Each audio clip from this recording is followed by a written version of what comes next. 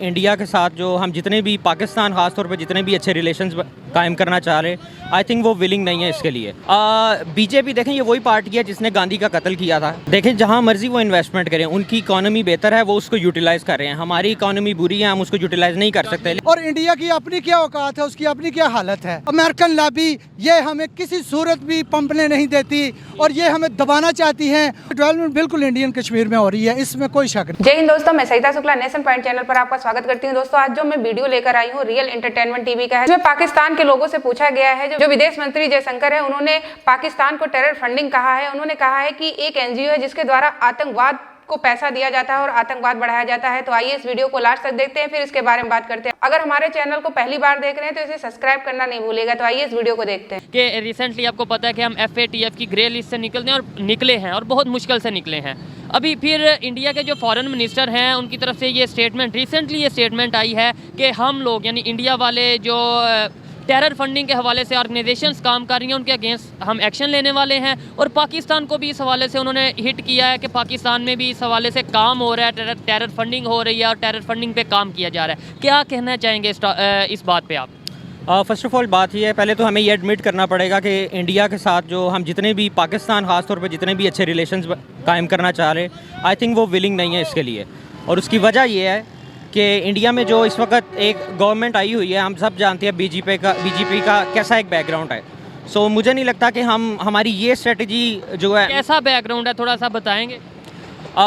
BJP देखें, ये वही पार्टी है जिसने गांधी का कत्ल किया था और ये वही पार्टी है जिसकी जो ऑर्गेनाइजेशन है वो टेररिज्म से रिलेटेड है सब। ठीक है। और इसमें कोई शक नहीं है। गांधी साहब के जो कत्ल है उसके ऊपर ये तो देखें, एक ह्यूमर्स होते हैं ना, एक बातें बनी होती हैं कि जी ये इसने किया या उसने किया, इसके ऊपर तो अभी तक कोई प्रूफ है नहीं है। ठीक है। सेकेंडली, अगर बीजेपी की बात की जाए, एक देखें न्यूट्रल वे में मैं बात कर रहा हूँ, अगर बात की जाए, अभी आपको पता है कि इंडियन गवर्नमेंट सीरिया में इन्वेस्टमेंट कर रही है। हम जिसके लिए सिर्फ नारा लगाते हैं जिस कंट्री के लिए कि वहाँ पे मुसलमानों पे, वहाँ पे वो इन्वेस्टमेंट कर रहे हैं। तो अगर वो मुसलमानों के अगेंस्ट हो या इस तरीके से हो तो फिर ऐसे तो ना करें।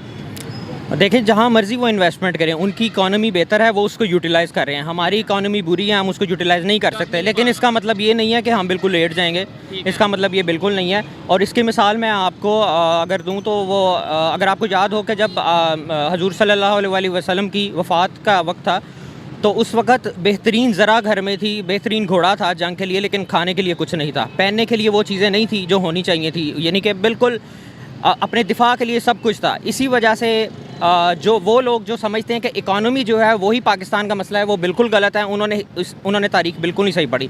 मेन मसला जो है वो इंसाफ है। आप इंसाफ कायम करें। टेरर फंडिंग के हवाले से बात की जाए, टेरर फंडिंग करने वाली ऑर्गेनाइजेशंस के हवाले से बात की जाए, जो कि टॉपिक है, क्या आपको लगता है पाकिस्तान में ऐसी ऑर्गेनाइजेशंस मौजूद हैं?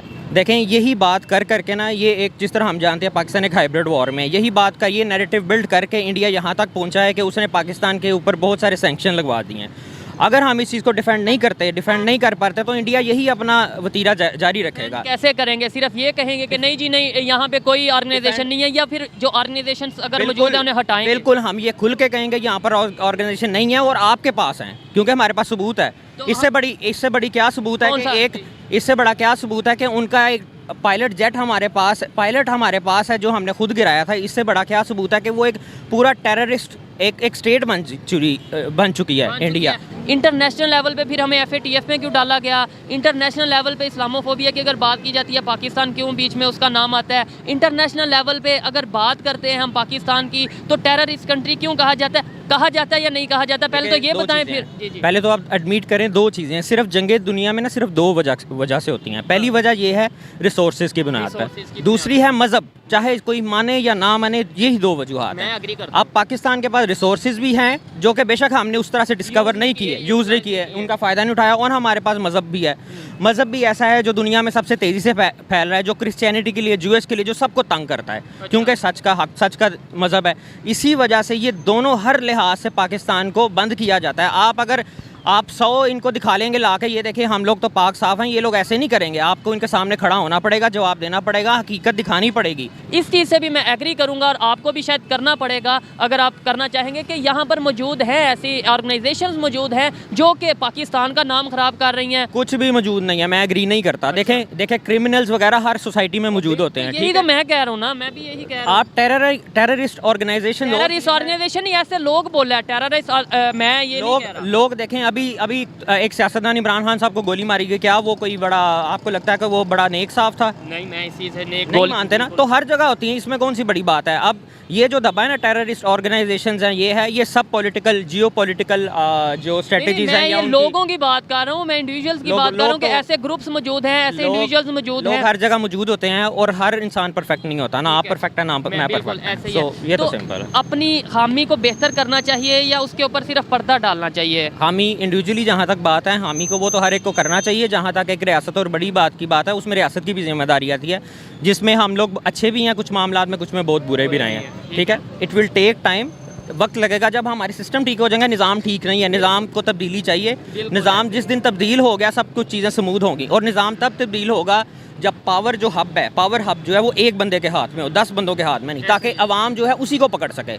अभी जिस तरह आप देख रहे हैं करंट सिचुएशन में लोगों को कन्फ्यूज़ किया हुआ है कि जी फ़लाँ ये कर रहा है, फ़लाँ ये, what ever it is, the problem is के पावर हब जो है वो हम सब जाते हैं, किसी ना किसी तरह डिवाइड होती है, चाहे वो एक परसेप्शन है या जो भी। जिस दिन परसेप्शन और जो रियलिटी है वो एक पॉइंट पे इकट्ठा हो गए, सब कुछ ठीक हो जाएगा इंशाल्लाह। अच्छा लगा इनसे बात करके, इन्होंने बहुत सी बातें की, कुछ से मैं एग्री करता हूँ, कुछ से डिसएग्री करता हूँ, लेकिन जो इन्होंने ये बात की है कि जब तक गवर्नमेंट एक्शन नहीं लेगी और दूसरे नंबर पे हम इंडिविजुअली अपनी जिम्मेदारियों को नहीं जानेंगे, हमारा इमेज बेहतर नहीं होगा। और इकॉनमी जब तक बेहतर नहीं होगी तब तक हमारे ऊपर ये जो दाग हैं, जो इल्ज़ामात हैं, शायद बेहतर नहीं हो पाएंगे। लेकिन साथ ही साथ मैं ये भी कहना चाहूँगा कि अगर पाकिस्तान में ऐसी एक्टिविटीज़ नहीं हो रही थी तो हम FATF की ग्रे लिस्ट में क्यों गए। साथ ही साथ मैं ये भी कहना चाहूँगा, एक सवालिया निशान है इनके लिए भी और दूसरे पाकिस्तानियों के लिए भी कि अगर पाकिस्तान में ऐसी एक्टिविटीज़ नहीं हैं तो ऐसी ऑर्गेनाइजेशंस को बैन क्यों किया गया। पाकिस्तान की गवर्नमेंट की तरफ से कराची की बात की जाए और दूसरे बलूचिस्तान की अगर बात की जाए तो वहाँ पर प्रॉपर तौर पर क्यों ये एक्टिविटीज़ चलाई गई। मैं एक लास्ट बात कहूँगा कि जो ऑर्गेनाइजेशन की बात है ना, जब ये निकालने पे आएंगे ना तो हम भी अमेरिका में 1000 निकाल लेंगे, और ऐसे कई बैन हो चुकी हैं हज़ारों।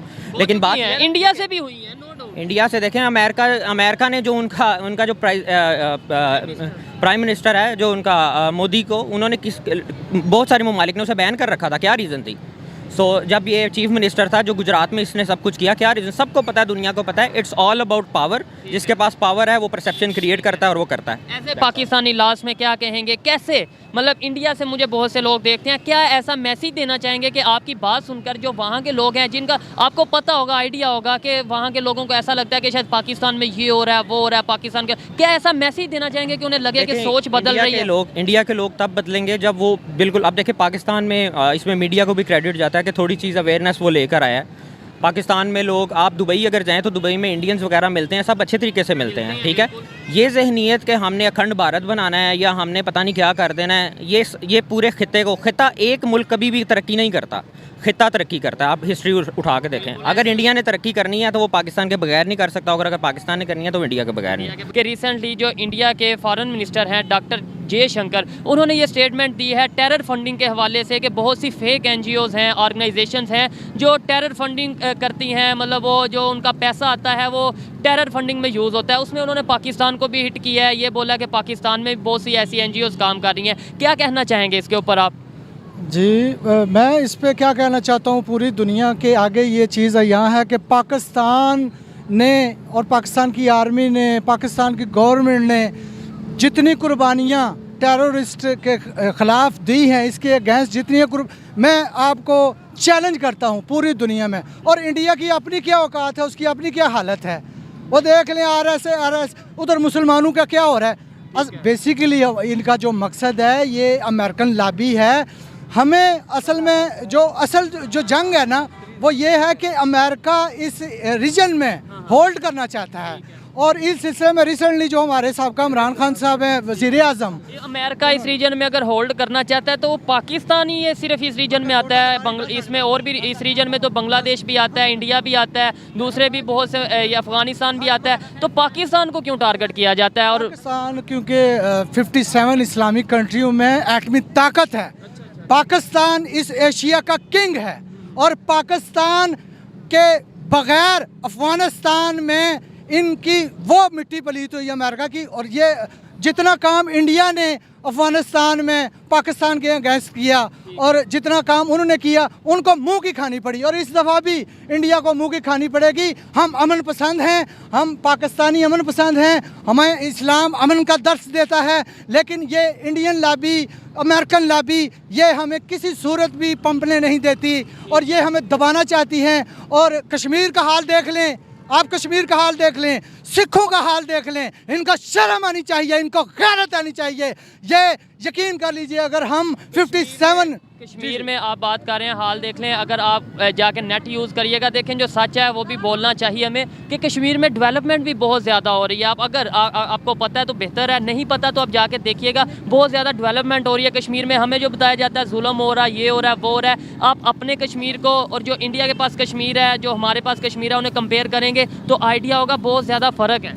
आप एग्री करते हैं कि नहीं? बिल्कुल, मैं क्योंकि बेसिकली कश्मीरी मेरे अजीज़ों अकारब हैं कश्मीर में, आज़ाद कश्मीर में, मैं इस चीज़ को एग्री करता। तो दोस्तों, जैसा कि आपने इस वीडियो को देखा होगा, इस वीडियो को देखते हुए आपको हंसी जरूर आई होगी कि इन भाई साहब ने बोला कि एशिया का किंग है पाकिस्तान। एशिया का किंग नहीं, ये चाइना का तलवा चाटने वाला देश है, इस बात को आप मान लीजिए। ये भाई साहब बोल रहे हैं कि पाकिस्तान के बगैर भारत कुछ कर नहीं सकता है। तो भारत क्या कर रहा है, क्या नहीं कर रहा है, ये तो दुनिया देख रही है। और पाकिस्तान क्या कर रही है, ये बात सच है कि पाकिस्तान भारत के बगैर कुछ नहीं कर सकता है। और भारत में दवाइयां हैं, भारत में बहुत सारी चीजें हैं, लोग अपने जो भारत अपने लिए सोच रहा है, और ये पाकिस्तान है जो वहां पर दवाइयां नहीं, उनके खुद के लोगों के लिए दवाइयां नहीं है। दुबई से मंगा के दवाइयां लोगों को दे रहे हैं, इनको अपने लोगों के लिए दवाइयां, इन्होंने आज तक ये अपने लोगों के लिए दवाइयां नहीं बना पाए हैं। एक और भाई साहब आके बोले हैं, इसमें आपने देखा होगा कि भारत की औकात क्या है।